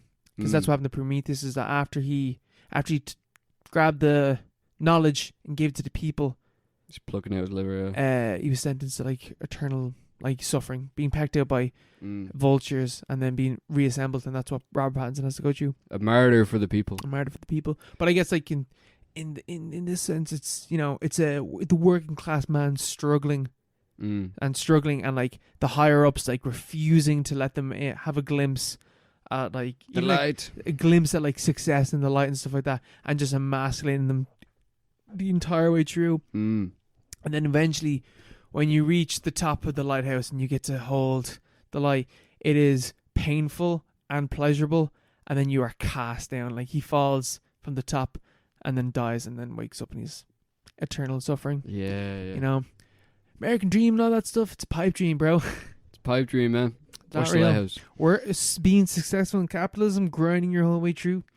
It's not real, man. It's not gonna be enough for because especially when you watch the film through that lens, like, yeah, I haven't done that, so I have to do that now. The way that he emasculates him, it makes so much sense. Like, he didn't mop the floor. It's like, yes, I did. It's like, you didn't, and now I'm gonna deduct your pay. Yeah. Stuff like that. It's like, dickhead. Come on, man. Come on, bro. Yeah. Very good film, though. Very, very good. One of my favorites. One of my favorites. What do you think about The Northman? I'm excited for it now. After watching The Lighthouse, I'm like, I can't wait for this. When's that now? It's out this year sometime. Yeah. That's gonna be class, man. We have to go see that. We have to. Like, we have to. The Northman's gonna be unreal. Yeah, Icelandic. Sure, they're basically Irish. Yeah, more or less. They're all Irish, man. Surely, is this one? Because I can't remember the language in the trailer. I'm pretty sure the language. It's out in 1 month. What? Ah, lethal. It's out. Wait, it's out in 3 weeks. Here we go. 3 weeks. April 15th. Book them we now. have to go see that. Yeah, book that now. Bjork is in it. Willem Dafoe is in it. Yeah, Willem Dafoe's back. Nicole Kidman, Ethan Hawke, Hawke, yeah. Anna Taylor-Joy. Wow. What a cast, Yeah. man. What a cast. Oh, surely it's going to be unreal. That has to be amazing, yeah. Please don't be like the Green Knight and turn out to be like... Yeah, it's like, yeah. Oh, no, man. Eggers. Eggers, He hasn't done us wrong. Like. He's hit it out of the park twice, so I'm sure he'll do it again. Yeah. Oh, that's going to be great, though. Yeah, that's probably my most anticipated film for the year. Yeah, that's the real answer to the question. Yeah, that's the real answer, because I can't think of anything besides fucking Avatar 2. Batman was pretty good, but like, Norseman, come on, man. Come on, bro. It's going to be good. It's going to be very good. I don't think, though, it'll be as good as Come and See. Come and see. Come and See.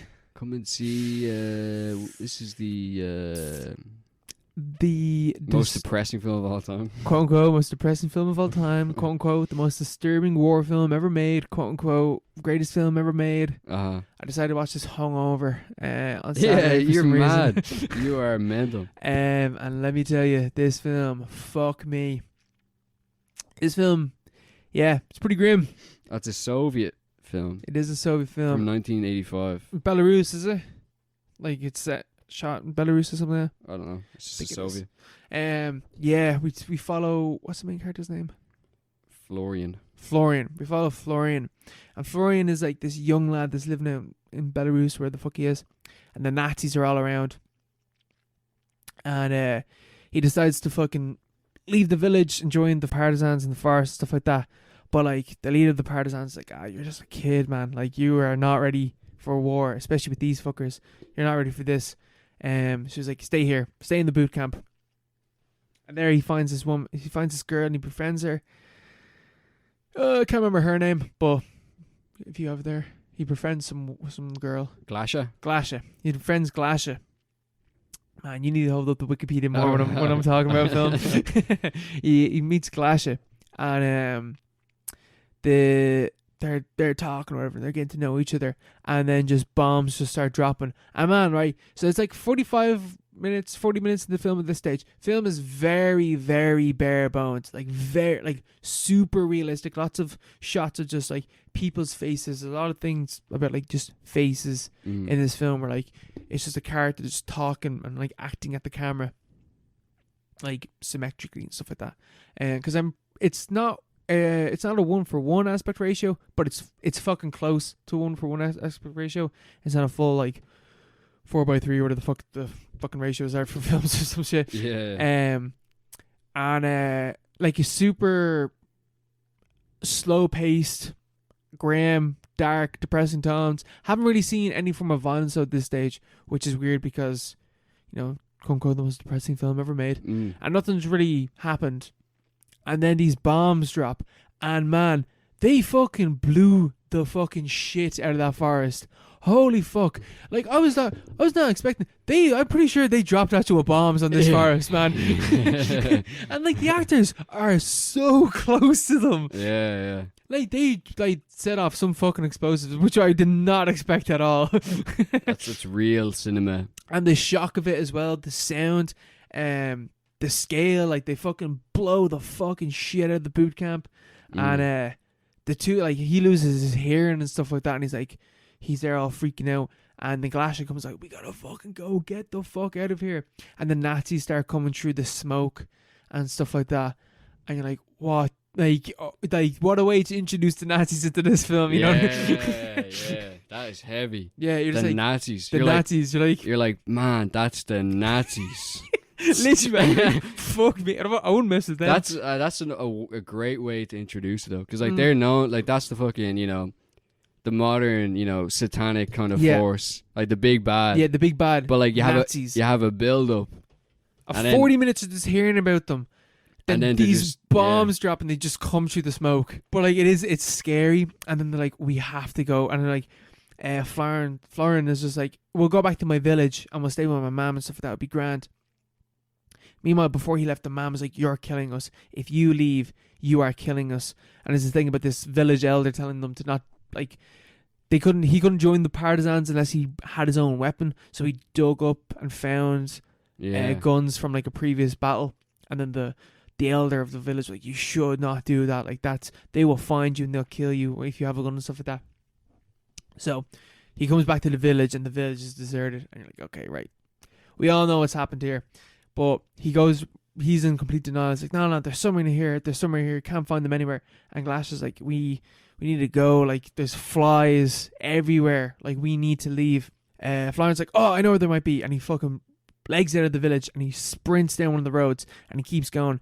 And then Glasha catches up with him and they're all running. And then she just turns back and right beside the building that they've walked out of, just out of his eyesight as he would have been running, all the villagers' bodies just piled up. All of them. And it's just a quick 1 second shot and then she keeps running and he doesn't turn back. He just keeps running. So he has no idea. And they go into this fucking swamp and they're like trudging through the water and it's like a 5-minute scene. It's not even 5 minutes. It feels like 5 minutes of them just slowly forcing their way through the water and struggling. And it's really thick mud. And it's like, I was watching this in my living room and my family walked by and all my family just stood and just watched them because like they had no idea as to the implication of like what's happened beforehand, but just the imagery alone and like the acting is so fucking uncomfortable that it just like captures you. Yeah, that sounds fucked up. It's so fucked up. But the fact that it actually happened. Yeah, that's the thing, because it's based on true story. On like true stories, or like stories of the time. Because like the end piece of this film is like after all the shit's happened, after various grim and dark things have happened, Florian is in this village and he's hiding out because like the Nazis are around, and the Nazis roll up and there's like, here, all the villagers into this fucking farmhouse, get in, everyone in, and then forcing everyone in, and he's there because he knows like his family's been fucking slaughtered by them. He's there screaming at them, like, you gotta run, like they're gonna murder you, and like no one's really paying attention. Like, here, Harley, bro. Yeah. So they all walk into the pen, and someone shouts in. He's just like, 2 of you can come out at your own risk. So he gets out and some girl gets out and she gets fucking dragged off with a bunch of men thrown into the back of a van, and the van goes off, and that's fucking grim. Like, that's a whole thing. That is grim, yeah. And then Florence is sitting there and he's watching as they just decimate. They chuck grenades into the pen, they set on fire, they shoot weapons into it, and there's this comparison in the film of Florian with the partisans and the Nazis. When he sees the Nazis, and with the partisans, it's like very noble, very like, we're out here to fight for our own country and stuff like that. We're taking on the big bad. And then you compare it with the Nazis, and the Nazis are laughing and having games and like are like placing bets and joking and stuff like that as they just like fire upon these innocent civilians and stuff like that, which is all based on, like, that's the bit that's based on truth that the Nazis did when they were going through Russia. They just came across their village, everyone rounded up and just slaughtered, and then we move on to the next one. It is fucking grim, and the acting and the music, the way it's shot. There's like no music. I don't think there's any music in this film. It's so fucking grim. Yeah, man, that sounds so fucking depressing. It's so hey, man. I don't think I'll be able to watch that. It is the heaviest fucking thing I have ever watched. The fact that it all happened, like, yeah, that's the thing. Is like, it's not even. There's not even like the barrier. Because like Sallow, fiction, if you're watching like Sallow, you're like, oh, this is like fiction. Like, it's disturbing, but it's like, it's purposely exaggerated. It's exaggerated, but with this, you're like, this happened. This actually happened. Yeah, that's mad. Yeah, because we don't even have exposure to stories from like the Eastern Front at all. You know, whatsoever. All you have is like, Normandy, Dunkirk, Pearl Harbor. Japan. Yeah, Japan. We nuked Japan. But like, obviously, like 90% of the fighting happened on the Eastern Front. Like, all the terrible things happened over there. Yeah. Like the worst things. Yeah, that's where all the Jewish people were. That's where the genocide happened. Yeah. They tried to kill all the Russians and the Slavs and stuff. But yeah, the fucking just reading the it's fucking setup here. It's like, it's all true, like, yeah, you know? That's fucking grim. And like, there's all this stuff about like faces and people talking into the camera and stuff like that. And slowly throughout the film, with each fucked up thing that Florence sees, because he starts the film and he's like 14, 15. He's like, yeah, he's 14, yeah. He's 14, yeah. And he's like, he looks 14. He looks like a young kid. But at the end of the film, he looks like some 80-year-old man. He's got wrinkles. His eyes are all fucking sunk to the back of his head. He's white as a ghost. His hair is shaved. It's grey. He looks fucked up. Yeah. And that's like the horrors that he's gone through. Oh, jeez, man. It's the type of film where, like, this is one of the greatest films I've ever fucking seen. It's amazing. It's basically perfect and flawless for what it's going for. I will never watch this film again. Yeah, I don't think I'll ever see this film, to be honest. It just sounds so grim. It is one of the greatest films I've ever seen. Yeah. I would not, like, you walk into this knowing what you're getting into. Oh, yeah. You know? It's known for what it is. Yeah. Yeah. There's people alive who would have been around for Yeah. the events that take place in the film. Yeah. That are alive right now. Yeah. Oh, fucking hell. Very grim film. Very good. Yeah. Very, very good. But very grim. Yeah, Jesus. Yeah, the director said it was a plea for peace, you know? Because I think it was... Well, yeah, he's doing this during the times like the fucking Cold War and all is all kicking off. Yeah. This is from the 80s, is it? 85. Yeah. It was the... it says it there.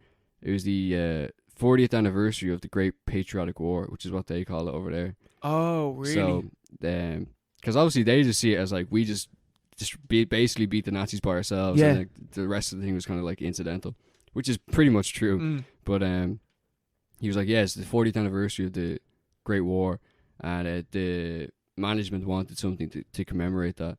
And so he had this idea to like tell the story of like some random fucking village in Belarus, which people wouldn't have really heard about, you know? They just kind of like, the documents are there and the stories are known, but people, it's like basically the story is too fucked up to tell. Yeah. And he was like pulled on that, and they're like, this is like very, very dark, but he's like, it's a plea for peace. It's like, this is a document of what happened. Like, we're still within living memory. We need to like sort of you need to remember it for what it was. Yeah, tell the story and like, let's not do that again. Yeah. Right? Let's not do that Yeah. again. How about we don't ever do this again? How about we just stop doing that whole thing? Yeah, yeah, because yeah. I remember reading somewhere. I think it was like a movie review that was like 1 star. This film is super anti-German. It's like, oh, bro. There's even a bit of the film where like there's these Nazis that get captured by the partisans after they've burned the village and stuff like that. And one of the guys is like, I'm not even German. These are all the Germans. They're the guys that you want. And like the whole point is like, yeah, you're not German, but you're a Nazi. Yeah. Which is like the guy that made it's a very anti-German film. Is like, did you not miss, like, that's like one of the key scenes in the film. Yeah. It's not the point that you're German, it's that you're a Nazi. That you're a collaborator. Yeah. That's almost worse. Well, it's not worse, but like, yeah, it's bad. It's as bad. It's just as bad, yeah. Yeah, fucking hell. Yeah. Like, have a bit of respect for yourself, man. Yeah, and then there's a scene where this is the very end of the film. But I don't think many people are going to watch this film anyway, so it doesn't matter. Yeah. I don't think anyone listen to this anyway. He's there, like, Farron's there fucking shoot. He sees a picture of Hitler and he's there shooting it, and he keeps like flashing back through history of like Hitler and his rise and stuff like that, but it's going backwards. And then it goes to when he's a kid and Florence can't shoot. He can't shoot. Oh, really? He can't shoot. Oh. Because it goes, yeah. Yeah, that's cool. Yeah, it's like I couldn't even kill him as a baby. He can't kill baby Hitler. The film is like, yeah, I couldn't even kill baby Hitler. Like, he's to blame for this, but I couldn't kill baby Hitler. See, that's what I'm saying. He couldn't kill baby Hitler. Baby Hitler. Even this guy, he's like, I couldn't kill baby Hitler. He's in the middle of the genocide. He's like, I couldn't do that. I couldn't do that. You know, he's got so much ahead of him. I'd be no better than them. Exactly, yeah. Exactly. Yeah, fucking hell. Imagine surviving that. Yeah. You know, what do you do? What do you do with yourself? What the fuck do you do? It's like, what's the point of all this? Yeah. Existential crisis at the max. Absolutely. I hope that guy's alright. Yeah, man. Man, I'm pretty sure because you were saying something happened to him on set. I'm sure something I'm pretty sure that I just made that up. Are you sure? Because, man, I don't know how the fuck you look that traumatized or something bad happening to you. Like the pictures are just... His acting is phenomenal. I've said phenomenal like 3 times in this podcast. He's only 52. He hasn't really done that much, though. I don't think the director hasn't done that much either. He's been loads of Russian films. Yeah, but nothing is like massive as come and see. But man, the director mostly did dark comedies and children's movies, and this was his last film. He just came out with like the greatest film of all time, a Holocaust film, and he's like, "Yeah, see ya, Peace. peace." I'm never doing that again. He wasn't even old when he did it. He was like 50. That's so weird. Weird though. That is weird. But yeah, I hope that kid's alright. That was like, I haven't even seen this film, but what a performance!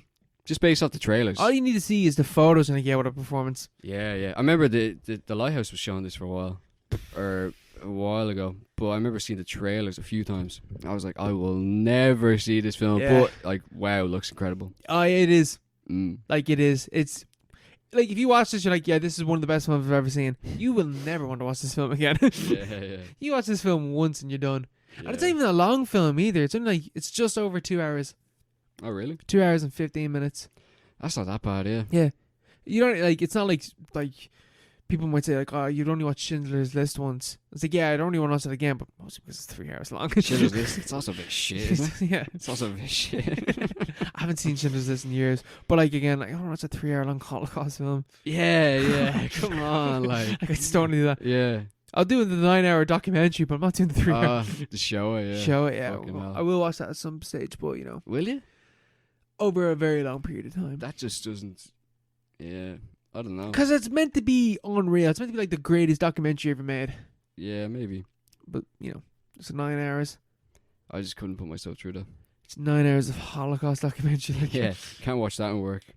Oh, stop. Yeah. Stop. Yeah. Yeah. Well, we move on to the. Well, do you want to take a break? I think we should take a break. I think we should. We deserve a break. And now on to our listener questions for this week. If you want to ask us a listener question, you can get to us at paro_pod on Instagram or on Twitter, or you can email us. We love our emails. We love emails. At the paropod@gmail.com. And our first question is coming in from Jenna says weenie. Yeah. And our Shout out to Jenna. shout out to Jenna. Our first question is coming in from Liam, and he's asking, what's the worst film you ever watched on your birthday? That's a good question. Did you go to the cinema much for your birthday when you were younger? Oh, I did. Well, my only memory, I went to go see. Ever see Green Zone with Matt Damon? I haven't, but I know the film you're talking about. I went to go see that on my birthday when I was 13. Yeah, that sounds like a 13th birthday film. Yeah, it was shit. Yep. Shit film. Yeah. It's just about Iraq or something like that. Yeah. It's like some city or some part of Baghdad. It's some war propaganda film. Yeah, pretty much. I just remember it was rubbish. It was the guy Paul Greengrass who did Bourne. Oh yeah. I knew there was someone attached to that film. Yeah, but he went mental with the whole shaky cam thing. Yeah. Like it was grand and Bourne because it kind of made sense. Because it's like high octane. It's like you don't know what's gonna happen. It's a spy thriller. Then in Green Zone, it's like this is just like. I can't see what's going on. It's like, yeah, like, I'm not really sure what's happening here, Paul. And then Matt Damon's in it, and I just remember it was like, this was shit. Like, whenever when I went to cinema when I was a kid, like the bar is very, very low. Like I just like going to the cinema. Yeah, whatever was on. Yeah, very. I liked the Indiana Jones and the Crystal Skull when I saw. Oh it yeah. I liked pretty much everything. Very rarely did I not like a film. I remember walking out of Green Zone and be like, that was just a complete waste of time. Terminator Salvation, best film I've ever seen when I was that age. That's it's a grand film, but it's all right. Yeah, it's not that good though. Oh yes, yeah. But yeah, what's yours? The only ones that can come to mind are Paul Blart Mall Cop, which retrospectively is shit. Yeah. It's not a good film, but well, we all have nostalgia for that film. Yeah, absolutely. But let's whack out the critical hammer here. Yeah, it's not a good film. I love that in the cinema. I loved it in the cinema. I've seen it recently. It's shit. That's alright. Yeah, just leave it as it is. Don't ever rewatch it, Paul Blart. Nah, I rewatched it a few times. It's every year. Yeah, every year on my birthday. And then the other one was Paul. Do you remember Paul? Yeah, with the alien. Yeah, with the alien. That was grand. I remember that was too gross out. Yeah, it's fine. I didn't get any of the references because I was like fucking 12 and I had no idea what any of the references meant. I remember watching with my parents. I felt mad awkward. Like I was like, this isn't funny. This is an uncomfortable film. Yeah, this is uncomfortable. I don't think I'm really going to the cinema beyond those films. When I was younger, maybe, but I can't remember any. Yeah, I didn't really. That wasn't really my thing. Yeah. Yeah. I was more of a party guy, you know. Party player. Or even like, was it just any film that we watched on our birthday? Yeah. I'm sure I've watched films on my birthday, like last year and the year before, because lockdown. Can't think of one of them now. What did I watch last year for my birthday? Check Letterboxd. Because that's the thing, you know, I've definitely watched other films on my birthday. Through the ages of, like, through my teenage years, probably didn't. Probably just went out the night before, got hungover, and then watched some TV show the next day. Yeah. I didn't watch Come and See. Yeah.